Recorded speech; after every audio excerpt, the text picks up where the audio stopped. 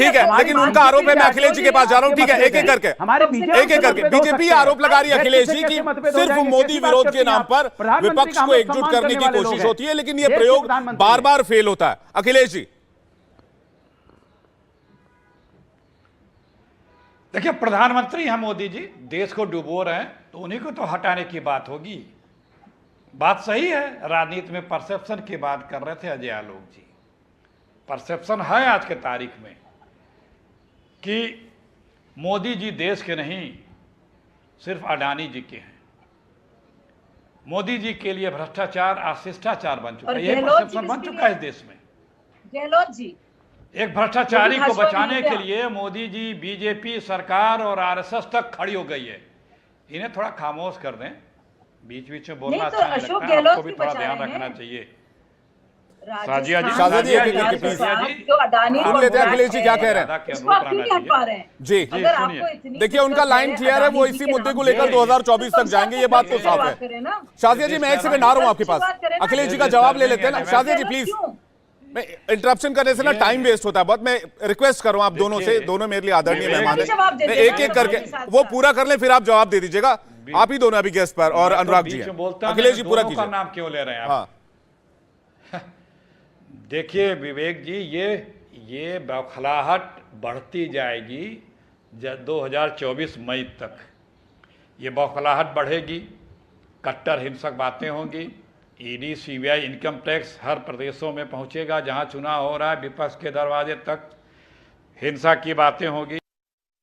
ओवैसी साहब थोड़े दिनों बाद आना शुरू हो जाएंगे चैनलों के डिबेट में, भले वो 2% सीट भी न लड़ाएं, लेकिन डिबेट में वो रहेंगे।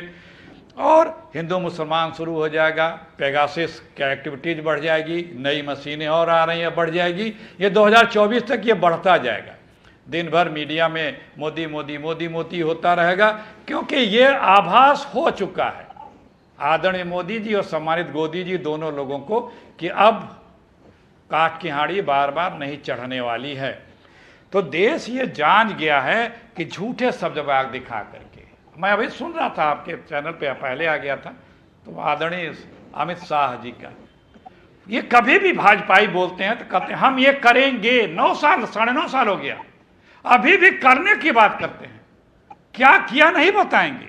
प्रेस कॉन्फ्रेंस करके घोषणा की थी, बुकलेट जारी की थी कि मोदी जी सैकड़ों बार चैनलों पे बोले हैं 2022 में जब देश 75वां अमृत काल मनाएगा, मित्र काल को अमृत काल वो कहते हैं।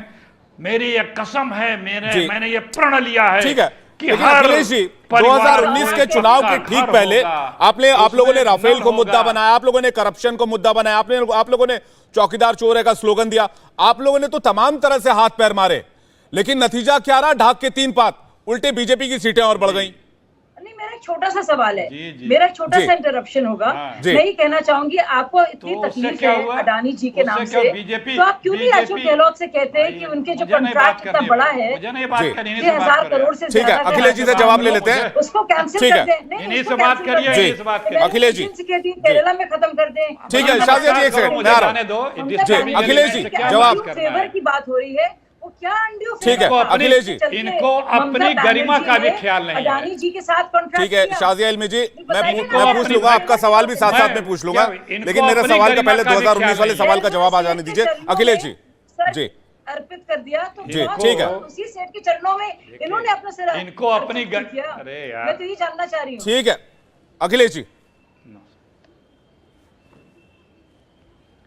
किसको किसको ले आते हैं जिसको अपनी गरिमा का भी ख्याल नहीं है। अखिलेश जी ये पर्सनल टिप्पणी प्लीज, मैं हमेशा अवॉइड करता हूं इन चीजों को। ये इस तरह के कमेंट्स अच्छे शोभा नहीं देता। आप बहुत वरिष्ठ नेता हैं, इस तरह के हमारा भी समय ले लीजिए, लेकिन ये प्लीज आप पर शोभा नहीं देता। क्यों बोलती हैं आप? आपको अच्छा नहीं लगता? एक एक करके बोलिए। मैं ऐसी चीजों में, देखिए मैं ऐसी चीजों को एंटरटेन नहीं कर सकता, आई एम वेरी सॉरी, लेकिन अखिलेश जी ये लाइन बहुत गलत है। प्लीज इस तरह के रिमार्क्स मत दीजिए, वो हमारा कॉपीराइट, हम जिनको जिनको मेहमान के तौर पे बुलाते हैं, प्लीज। अरे लगातार बोल रही हैं, मैं बड़े ठीक है, मैं उनसे रिक्वेस्ट कर रहा हूँ ना कि शाजिया जी, ठीक है, से बार बार बोल रहा हूँ कि शाजिया जी बोले, ठीक है, शाजिया जी, शाजिया इल्मी जी, आपके कान से चुप हो रही हैं, वो पहले की बात बताऊंगी मैं, शाजिया इल्मी जी, मैंने उनको बोल दिया है, मैंने एतराज दर्ज करा दिया है, ठीक है, ठीक है, शाजिया इल्मी जी, मैंने एतराज दर्ज करा दिया, जवाब दीजिए, ठीक है, अखिलेश जी डिबेट पे वापस आते हैं, ठीक है, ठीक है जी। अखिलेश जी, आपको अडानी की इतनी चिंता है तो आपके स्टेट्स में, कांग्रेस शासित स्टेट्स में अडानी के प्रोजेक्ट क्यों नहीं कैंसिल हुए अभी तक?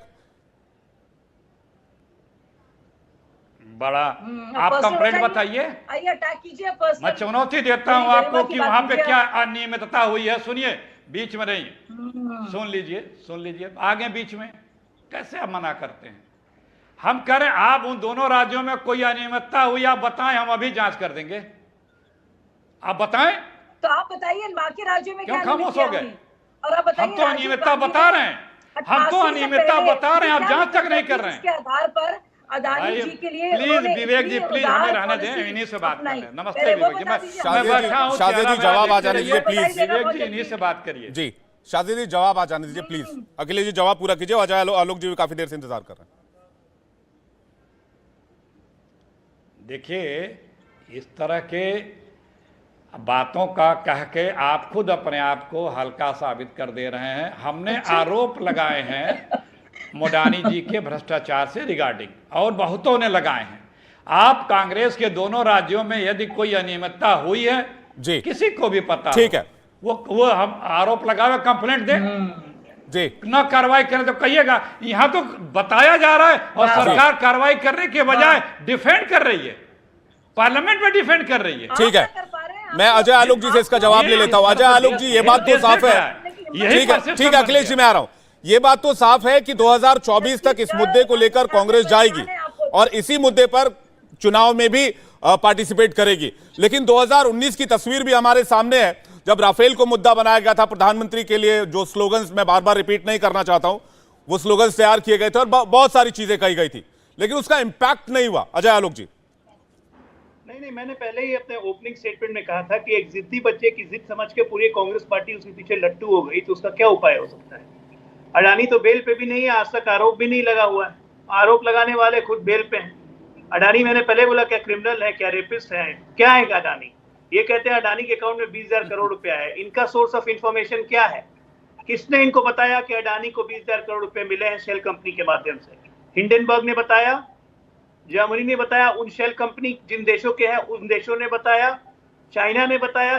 कांग्रेस पार्टी को ये इंफॉर्मेशन किसने दी? ये देश को कांग्रेस पार्टी को बताना चाहिए।